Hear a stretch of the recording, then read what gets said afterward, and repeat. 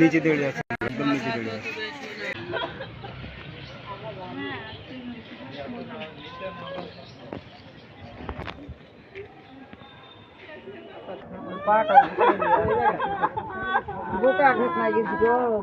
ওই জন্য পেট ফুলে গিয়েছে, পেট ফুলে বোকা লেগেছে।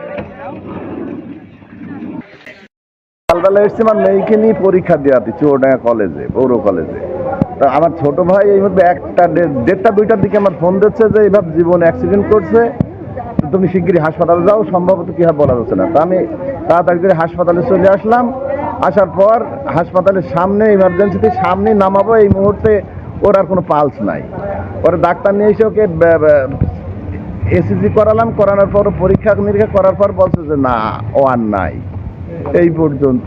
কিভাবে দুর্ঘটনাটা হয়েছে? ছাগলের সাথে ও যাচ্ছে, ছাগল হয়তো সামনে বাজছে, ছাগলের সাথে অ্যাক্সিডেন্ট করছে, আমি এটাই শুনছি। ওই দোকানেরই মাল আনতে যাচ্ছিল। থেকে জীবন 18 বছর বয়সী একজন অ্যাক্সিডেন্ট করে আসে। আমরা তাকে প্রাথমিকভাবে পরীক্ষা নিরীক্ষা করে এবং সিটি করার মাধ্যমে তাকে মৃত অবস্থাতে পাই এবং তার